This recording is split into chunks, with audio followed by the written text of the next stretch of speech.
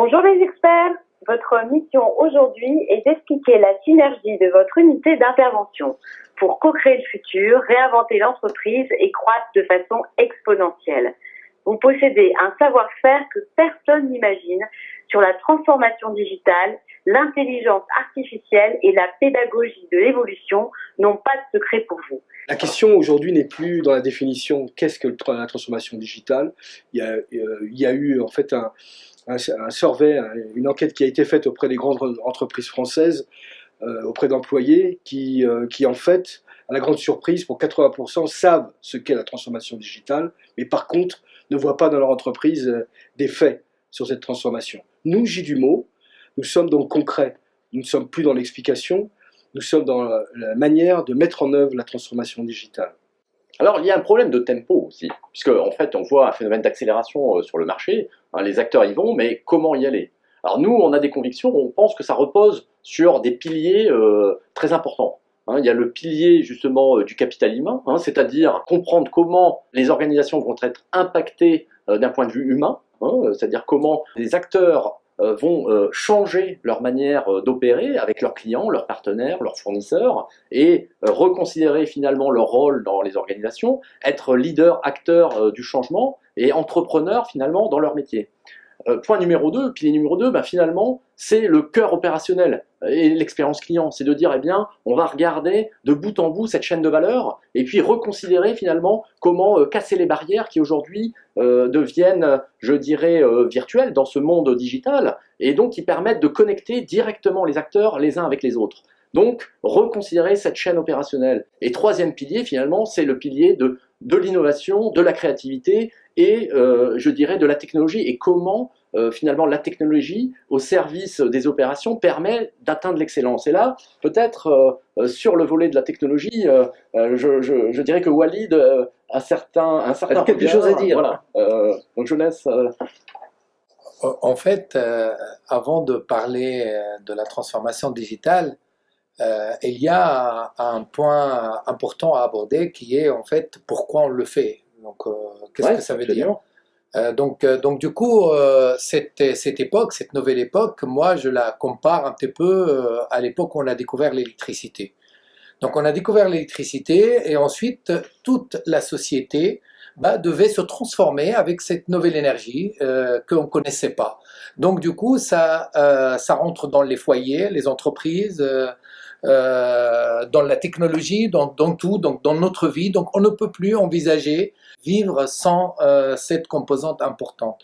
Donc le digital, c'est quoi? En fait, c'est qu'on a trouvé où on a accès maintenant à une nouvelle ressource qui est la donnée. En fait, c'est la donnée qui maintenant représente l'électricité de la transformation digitale. Ça veut dire quoi? Ça veut dire qu'on ne peut plus envisager la création de valeur sans en fait cette composante essentielle qui est la donnée. Donc qu'on le veuille ou non, qu'on soit prêt ou pas prêt, en fait il faudra prendre en considération en fait cette nouvelle donne qui est la donnée. Donc il faut focaliser. Focaliser nos activités, ça veut dire qu'on va les focaliser sur quoi? Sur ce que tout le monde veut, c'est la valeur. D'accord? En fait, c'est la valeur. Et en fait, pour créer cette valeur ou anticiper la création de valeur dans un monde inconnu, la meilleure façon de faire, c'est de la créer, cette valeur. Et pour pouvoir la créer, il faudra la définir.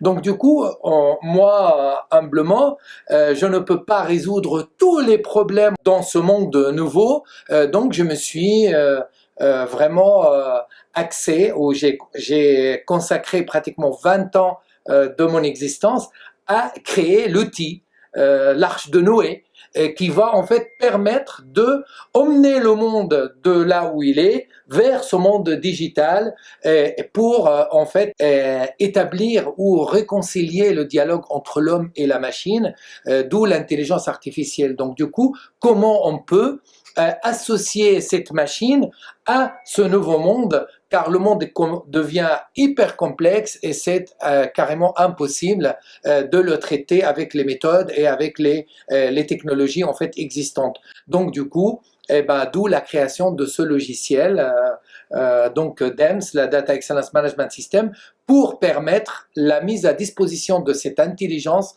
à la disposition de l'homme et faire de la co-création entre les hommes et les machines. Toutes ces transformations-là impactent sur les individus. Si on reprend les différentes périodes de l'histoire, notamment la Renaissance, avec l'arrivée de l'imprimerie, ça impactait sur les lois, ça impactait sur les organisations, ça impactait sur le commerce, ça impactait sur la science. Tout s'est transformé avec l'arrivée de l'imprimerie. Et aujourd'hui, ça va impacter sur la façon de penser, la façon de faire, les comportements, et la créativité est au cœur du système. Et c'est ce défi qui est un défi humain, qui est un défi psychologique, qui est un défi mental, que je relève au quotidien avec la symbiocratie, pour permettre aux gens de créer des connexions, d'élargir leur champ de conscience et d'exploiter ce que vous faites, c'est-à-dire la mise en place de tous les éléments à la fois technologiques et psychologiques du digital pour permettre de passer dans le monde nouveau. Notre team, notre équipe, c'est que on va rarement l'un sans l'autre.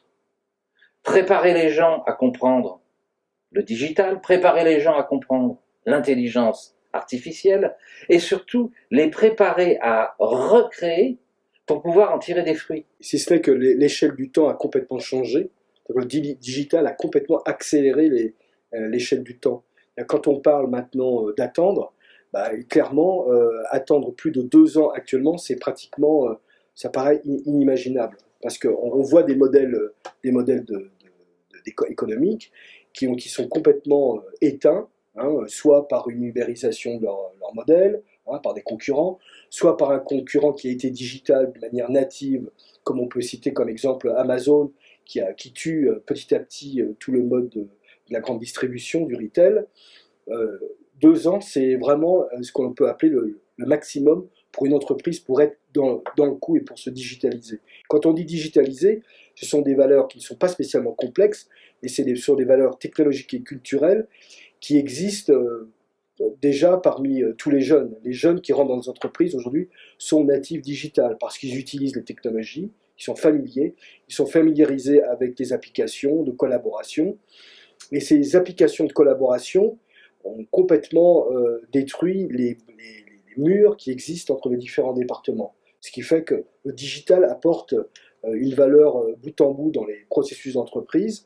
Et ça nécessite un changement des mentalités. C'est une des grosses forces du logiciel de Walid. En fait, un mot-clé qui est très important, c'est que le centre de valeur a changé. Avant, l'entreprise était centrée sur les produits et services que l'entreprise fait. Donc, en fait, l'avantage compétitif était de garder justement ces données. Donc, en fait, c'est d'avoir ces données pour soi, pour pouvoir, en fait, être compétitif dans le marché et puis avoir un cran d'avance. On disait que l'information, c'est le pouvoir, ou garder l'information, c'est le pouvoir. Le digital renverse complètement, en fait, ce paradigme, et en fait, c'est partager la donnée et le pouvoir. Pourquoi? Parce que le centre de création de valeur a changé. Ce n'est plus le produit et le service que je livre, c'est le client ou le citoyen que je sers. En fait, c'est donc du coup le centre de polarisation de valeur, elle est à l'extérieur de l'entreprise et non pas à l'intérieur de l'entreprise, avec cette accélération du temps, avec les contraintes écologiques, les contraintes financières pour créer en fait de la valeur. Donc on doit créer plus avec moins. Donc accélération de temps, créer plus avec moins, le centre de valeur, de création de valeur qui change en fait de l'intérieur vers l'extérieur, et en fait ça nous oblige à avoir quelque chose qui nous permet de connecter tout ça ensemble. Et sans la technologie, évidemment le consultant classique il va vous dire oui mais la technologie n'est pas importante, la technologie ce n'est pas le central. Pour moi, désolé de vous décevoir, je pense que la technologie, c'est en fait la chose qui va vous permettre en fait de vivre dans le nouveau monde et de créer le nouveau monde. Évidemment, tout ce qui est autour de cette technologie. Donc, comme la technologie devient centrale, eh ben, il faudra des gens qui sont capables de comprendre, en fait, l'usage de cette technologie et des gens qui doivent faire le lien entre la technologie et le mental et l'homme, d'où, en fait, la symbiocratie, où, en fait, il faut débloquer le mental. En même temps, il faudra des gens pour pouvoir comprendre l'enjeu, pour pouvoir accompagner cette implémentation technologique. Parce que dire que je vais traverser l'Atlantique en 3 heures sans avion, c'est illusoire. Par contre, il vous faut les pilotes de l'avion et il faut en fait des gens qui puissent expliquer et enlever tous les freins, expliquer aux gens l'usage de cette technologie pour que quelqu'un puisse en fait monter dans un avion. Donc en fait, c'est pas évident. Le premier qui a monté dans un avion, c'est pas évident. Et c'est ça qui se passe en fait dans le monde de digital. Il faut démystifier le digital. Il faudra en fait comprendre une chose très importante, c'est que ce n'est pas un choix. Ça veut dire, en fait, ce n'est pas « je vais embrasser le digital, embrasser la transformation ou pas », c'est soit, en fait, je me modernise et je me plie, en fait, à la volonté des citoyens et des clients pour pouvoir, en fait, donner un service et un produit transparent de valeur, soit je vais disparaître. Oui, ça va même plus loin, c'est-à-dire que, quelque part, ça va même remettre en cause le modèle de l'entreprise, le mode de fonctionnement, la vision avec ses clients, la vision avec ses fournisseurs, la vision avec ses employés, la vision avec le public. Et par exemple, ce que l'on voit, même dans le management de l'innovation finalement, parce que ce que l'on veut, c'est avoir des gens qui soient engagés, donc qui se plaisent dans leur travail. Ça veut dire quoi? Ça veut dire qu'ils aient une autonomie finalement à co-créer et apporter de la valeur ajoutée dans cette chaîne de valeur complète. Et notamment, c'est de se dire finalement quel sens à donner à ces activités. Donc la quête de sens, ça rejoint cette quête de valeur, donc de regarder sur la chaîne de valeur et de dire, eh bien tiens, demain, les produits et les services que l'on délivre au travers de toute cette organisation, finalement, on va les délivrer à l'extérieur et on va regarder l'impact dans l'écosystème, dans l'environnement, et de se dire, finalement, moi, à mon niveau, à mon échelle, dans cette chaîne de valeur, qu'est-ce que je peux faire finalement pour apporter de la valeur ajoutée, savoir que cette valeur ajoutée est durable. Donc je peux maintenant utiliser par exemple, on le voit de plus en plus des approches d'innovation sur le biomimétisme, puisque la nature a inventé des tas de solutions, c'est de savoir comment interroger justement cette source de connaissances. Donc c'est d'apporter évidemment ces éléments d'information lorsqu'on engage une organisation dans une transformation. Comment travailler avec des acteurs multidisciplinaires finalement, amener ces acteurs dans l'organisation, faire évoluer, faire bouger les lignes, et puis d'engager l'organisation dans un changement continu. Finalement, l'organisation, c'est une organisation qui s'adapte en continu, c'est une organisation qui apprend, et c'est une organisation qui adresse l'excellence, finalement, par le biais, finalement, de tous ces nouveaux principes que les acteurs adoptent parce qu'ils sont dans une quête de sens, parce qu'ils croient à cette nouvelle aventure. Il y a 2 mots-clés ici, c'est écosystème. Donc en fait, créer la valeur, ce n'est plus en fait une activité, ce n'est plus un processus, ce n'est plus une activité linéaire, mais c'est un écosystème. Donc ça c'est très très important, c'est de dire en fait, ce n'est plus, le métier n'est plus en fait indépendant. Donc ces silos en fait des métiers à l'intérieur de l'entreprise ou à l'extérieur de l'entreprise ne peuvent plus fonctionner de la même façon. Donc cette vision écosystème et systémique. La deuxième, c'est la dynamicité. Il faut en fait une entreprise dynamique. Ça veut dire sa gouvernance, elle doit être agile. Là, c'est d'abord la gestion de la connaissance. Donc en fait, on ne gère plus de la connaissance, mais on génère de la connaissance. Donc ça, c'est une chose. Deuxièmement, c'est que ce n'est plus l'organisation, ce n'est plus je vais organiser quels sont les pions, quels sont les gens et à quel poste on va les mettre.